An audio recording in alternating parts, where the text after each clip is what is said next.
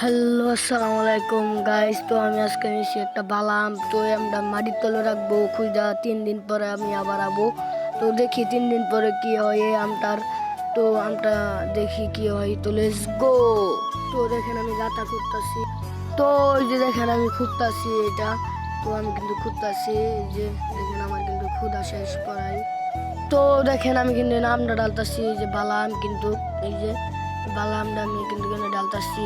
তো 3 দিন পর, তো আমি দেখেন 3 দিন পরে আসতাছি এখানে। তো আমি দেখবো আমটা কি হয়েছে। তো লেটস গো, দেখতে দেখেন।